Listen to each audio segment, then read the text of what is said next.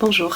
Hier soir avec le groupe, on a évoqué ce qu'on faisait quand on n'était pas tranquille par rapport à une situation et que ça tournait un peu dans notre tête en boucle, et quels étaient nos mécanismes habituels de fonctionnement dans ce genre de situation.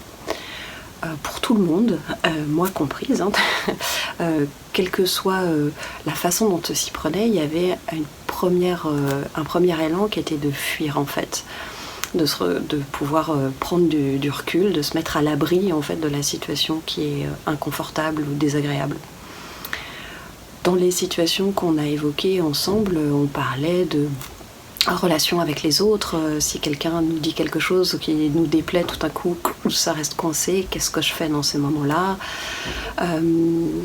Pour moi par exemple, c'était dans les projets professionnels, quand j'ai des choses à faire et que j'ai un objectif que je voudrais atteindre et que là il va falloir que je m'y mette et que j'ai un truc qui coince aussi à un moment.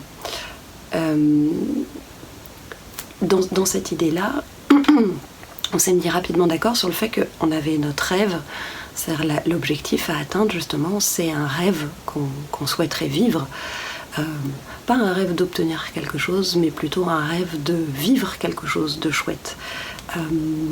Ça pouvait être savoir prendre du recul, avoir la capacité de ne pas prendre les choses personnellement quand on entend quelque chose sur soi, même si c'est sur soi, de pouvoir avoir suffisamment de tranquillité pour ne pas le prendre personnellement. Qu'est-ce qu'on avait évoqué d'autre? De garder le lien avec la personne, même dans ces situations-là, et de rester authentique avec soi-même. Ça peut être tout à fait d'autres choses, ça c'est juste des exemples pour vous dire que c'est plus de l'ordre de comment je vais me sentir une fois que le rêve va être touché du doigt, une fois que je vais vivre le rêve, plutôt que le fait d'obtenir, je sais pas, plus d'argent ou quoi que ce soit d'autre. Donc c'est pas un truc extérieur, c'est un truc intérieur de comment je vais me sentir quand je vais vivre ce rêve-là. La difficulté, c'est qu'au moment où on est en train d'avoir cette situation-là, on se rend bien compte qu'on n'est pas encore en train de vivre ce rêve-là et qu'il est encore loin de nous. Là où c'est compliqué, c'est qu'en général, quand on comprend ça, quand on est dans cette situation-là et qu'on se rend compte qu'on a ce rêve-là qui nous tient vraiment à cœur, qu'on a vraiment envie de mettre en place, et qu'à l'instant T, on n'est pas du tout en train de le vivre et qu'on n'est même pas sûr d'avoir les moyens de le vivre à ce moment-là, parce que finalement ce qu'on choisit c'est d'aller se cacher, de se protéger et de fuir la situation, alors qu'est-ce qu'on fait?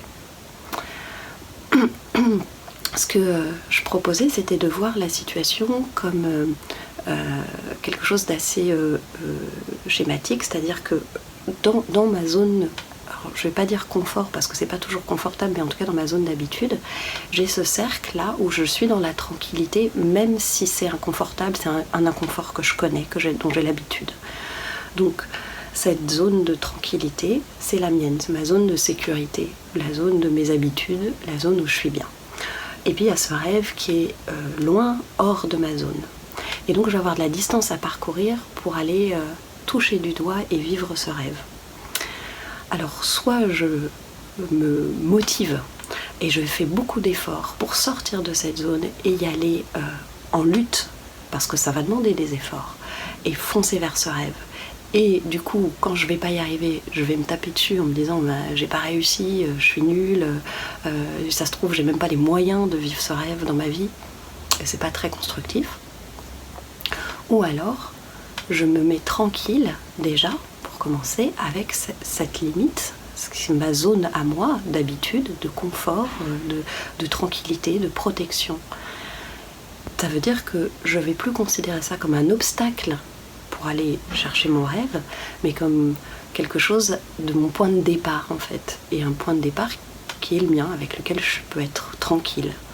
C'est déjà une étape en soi, hein, d'être tranquille avec ces imperfections en fait. Et puis ensuite, je vais me faire la proposition de poser un petit pas hors de cette zone-là, mais un petit pas, juste un pas. Mais un pas qui va dans la direction de mon rêve, mais sans aller tout de suite chercher à atteindre ce rêve d'un seul coup. Juste un petit pas qui va dans cette direction-là. Avec la tranquillité que si jamais je vois que c'est trop dur, ce petit pas, je reviens dans ma zone de confort. Et puis peut-être je réévaluerai le pas suivant que je vais poser. Donc ça veut dire être un peu doux avec soi en fait. Déjà se lâcher la grappe sur le fait que bah oui, on a des limites, oui, on a des imperfections, oui, on a des choses qui sont pas faciles, qu'on aimerait changer, mais on va commencer par être tranquille, les accepter et admettre que quand on est dans cet espace-là, c'est ok pour nous. Et ensuite, on va commencer à poser un petit pas.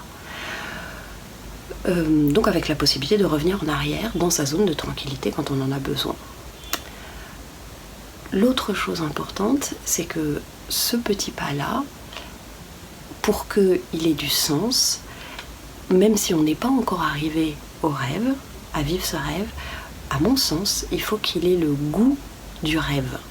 Il faut que je sois en train de vivre dans ce petit pas quelque chose où je sens que je me rapproche de ce rêve. Si je sens pas ça, j'ai juste l'impression que ça sert à rien ce que je suis en train de faire. Et dans l'autre possibilité, celle où on fait beaucoup d'efforts, là je vois le rêve et en fait je vois que l'idée c'est que j'en chie complètement jusqu'à ce que j'arrive au rêve. Là je suis pas du tout dans la saveur du rêve, hein. Tant que je suis en train d'en chier, c'est vraiment pas agréable. Ce qui me paraît être un non-sens complet, si on a envie de vivre un rêve, pourquoi on serait obligé d'en chier pour y arriver ? Est-ce qu'il n'y aurait pas moyen de faire en sorte que les petits pas que je vais poser vers mon rêve, commence à avoir le goût et la saveur de ce rêve-là ? C'est quand même vachement plus doux et vachement plus motivant en fait pour poser le pas suivant.